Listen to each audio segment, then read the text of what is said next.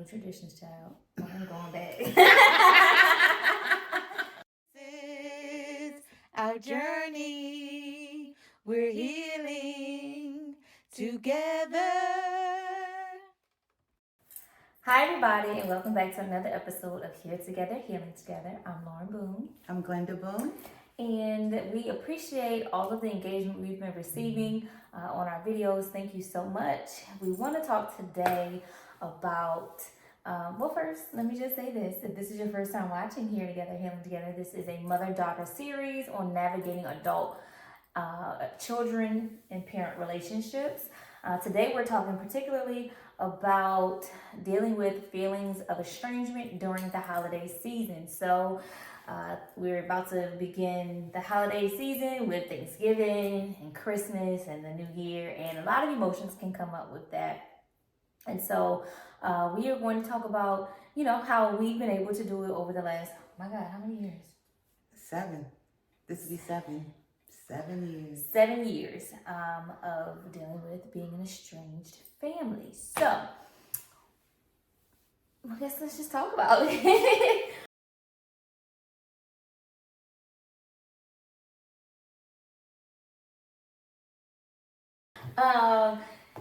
I would say, what would be the hardest or most raw feeling that you've experienced within the last 7 years? During the holidays? During the holidays.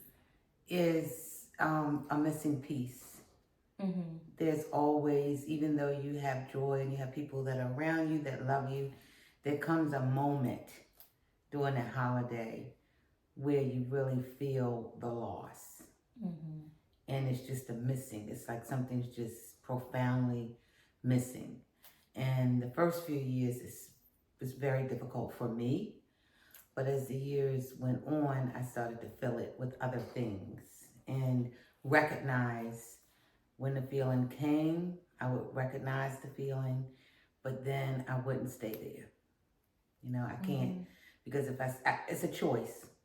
And I had to learn it's a choice. You can choose to be happy this holiday season, or you can choose to live in the past. And I just learned to choose to be happy. That's good. I think dealing with the feelings that come up even in the moment is about being more self-aware and being able to manage that when it's happening, right? Because especially around the holidays, you're already missing people that have transitioned, right? Due to death, and so anything can really spark a memory, a scent, just a movie, right? Different experiences and memories that we share throughout the years can trigger us and our emotions to think back to happier times or when things seem to be fine, right? And so I think the biggest thing to consider with the holidays and the emotions that come up around missing a person who has chose to separate from the family is to really lean into the people who are there. And I think we have done that I feel like last year really was the year where it just felt like, okay. It feels like Christmas. It felt like Christmas. It felt like Thanksgiving. Mm-hmm. It didn't feel like, okay, I'm just having to show up and manage myself through this. It really felt like I was enjoying the moment and leaning into the people that were there and the experiences, like creating new traditions. Particularly for us, like we have this thing. I was like Christmas Eve, Eve, Ove. So my grandfather started this thing like Christmas Eve, Eve, and then we just kept it going. So we would make other days Christmas Eve, Eve, Christmas Eve, Eve, Ove. So like the day before Christmas Eve was Christmas Eve, Eve. The day before Christmas Eve, Eve was Christmas Eve, Eve, Ove. And so like when those days come up, I'm really like, dang, I miss. And then, I acknowledge it. So I'm self-aware. And like, I acknowledge that I'm missing this person. But then I just decide, like Mom said, to choose to lean in and create joy with the people who are around. So I think managing yourself during the holiday season is key. And also being tuned into, the people who are here with you now. So, And the biggest thing is to know it's okay to be happy. It's okay. It's okay for you to be happy during the holidays. You don't have to be sad. You don't have to wallow in it. It's okay. It's okay for you to experience joy in the holiday season in the midst of estrangement. Mm-hmm. Give yourself grace. Mm-hmm. Mothers, give yourself grace. Mm-hmm. Mm-hmm. And also acknowledge that you're healing, right? So you have to, I don't say you have to tell people, but, just communicate that, right? Because you sometimes you can show it on your face, your energy Right. could be off, and people gonna keep asking, what's wrong? What's wrong? Right. And then you don't want, you feel so forced sometimes because you have to hide. You feel like you have to hide the fact that you're sad because you don't want the people who are there and present with you to feel bad or to feel like you don't appreciate, because they go out of their way. A lot of times they go out of their way to over deliver. And so you feel that, that they're going out of their way to try to make you happy. So that gives you more anxiety, because it's like in the midst of, I'm really not happy. I just want to go somewhere and go to sleep. But I can't. So just let me be here. And then when someone says, are you okay? Yes, I'm fine. And you're not fine. Mm-hmm. So tip number 1 or 2, I think. Don't just brush it under the rug. Don't just say I'm fine, because if you're not, then that's you getting in the way of you healing, right? So heal out loud is what I always say. So tell the people who ask you, are you fine? No, I'm a little sad, but I'm happy to be here, right? So you have to change the narrative, right? Change what you're speaking into existence. Like, yes, I'm acknowledging that I'm sad, but I don't want to remain sad. So let's have a good time, right? So that is your way of communicating to the people around you. Like, yeah, I'm not all the way fine, but I am managing through this. I don't need you to do that for me, right? I just need you to be you in this space and allow me to heal my way through this and let me enjoy where I'm at today. Yes. So I think it's very important to communicate, when people ask you, instead of just saying, I'm fine. No. And don't worry about being a Debbie Downer. Like, I think a lot of times we try to guard the people who ask us if we're okay, when really we never know what they may have. Like, that may be the balm that God has sent to you in that moment to heal your spirit, or to give you a word of encouragement. And so if you say I'm fine, and you are blocking that balm that God has sent. So you just never know. So always communicate, in a way that hopefully people can receive. Yeah.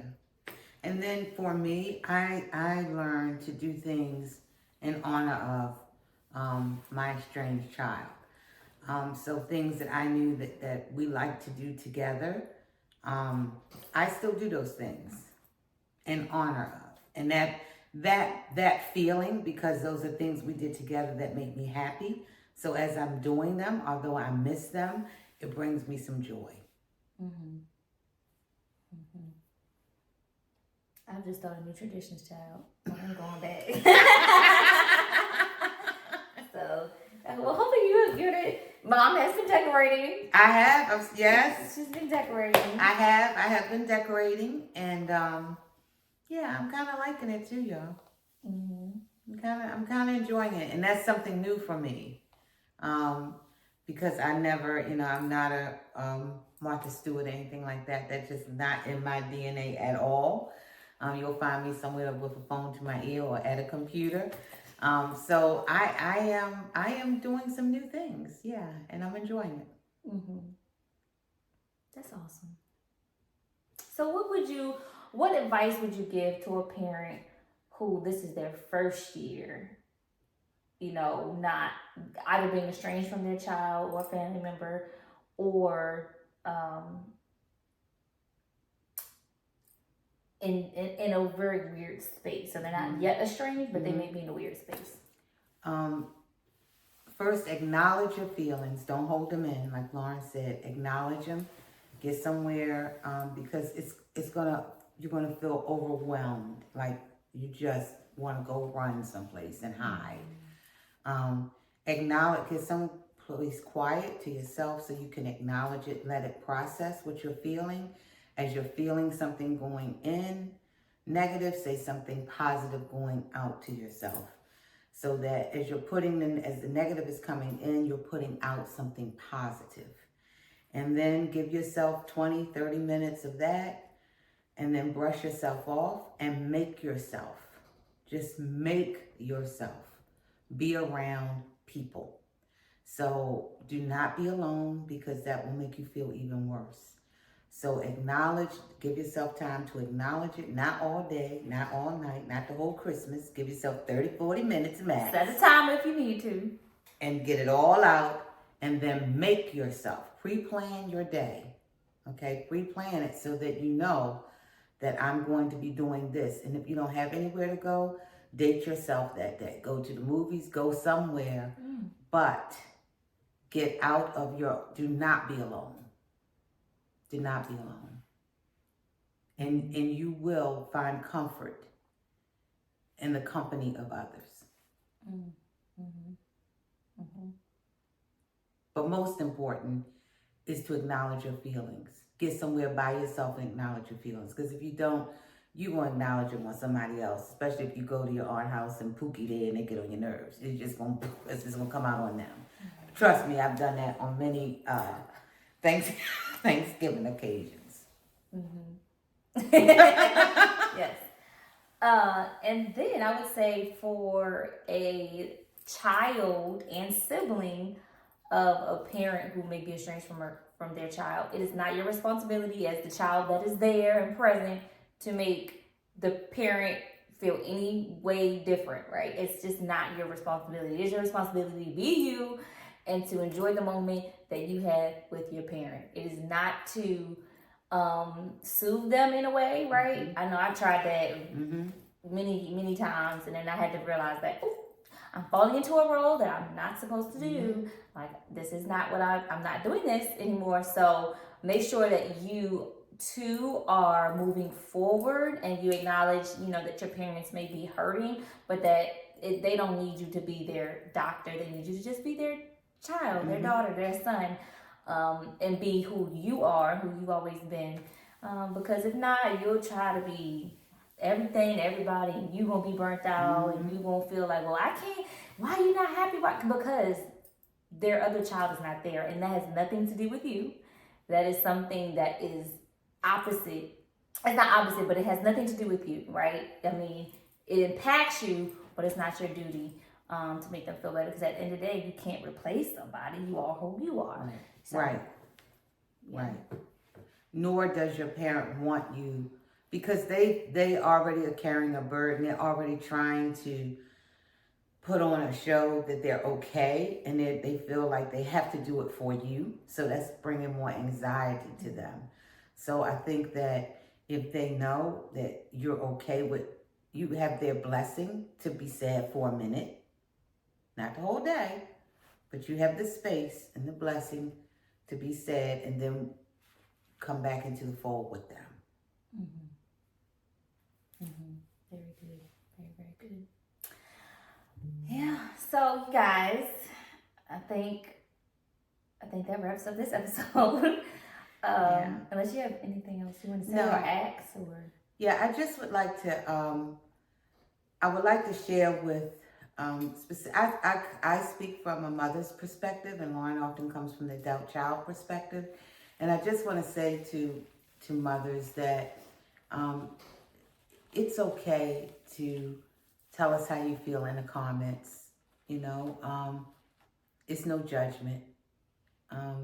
This is a safe space. And yes, it's on the internet. But sometimes writing it down and putting it in writing gets it out. It gets it out. And we often, it's such a shameful grieving process that we go through. It's a lot of shame, a lot of guilt. And I just want you to know, especially during the holiday season, that you're not alone. You're not alone in this fight. It is an epidemic. And, to get yourself some support and some help and some therapy to get through it so that you can move forward and live your best life, and you can start having and being happy and finding joy in your holidays. Because trust me and believe, I'm sure a lot of people who are estranged are enjoying their holidays. Yep. So you don't have to to sit there and be a prisoner to your shame and your guilt, right? That's why we call this Here Together, Healing Together, because it is a healing journey. You gotta go through some things to face the mirror with some things, to see what you can change, right? To what you are in control of. What's happening over there or outside, you don't control that. You just control you, right? And so while I control me and she controls her, we're doing this together in a way to bridge a better relationship moving forward. Because what's behind us is behind us, and we understand it, we give grace to it, but we understand that we want to move forward, both healed. And so while we're doing that, we also want to help others through that as well, because like Mom said, it is an epidemic. People are dealing with this no matter what race, no matter what gender, no matter what ethnicity you are. People are dealing with estrangement, and so we want to take the shame out of that and heal together. Speak out loud about it, right? Because that's how, I hate to say it, but that's how the enemy wins, right? When people are in silos and isolated, that's how the enemy can take control of our mind, our body, and our spirit. And so we know that, and we want to end that right here, because we know that that is better together. And so yeah, thank you for saying that, Mama. You're welcome. So yes, you guys, thank you as always for watching. Again, I'm Lauren Boone. I'm Glenda Boone. And please make sure you engage with us in the comments, like, subscribe, comment, send this out to your people who may need it, because listen, the holidays are coming and we want to make sure that we are giving y'all some good tips. So the next episode will also be around some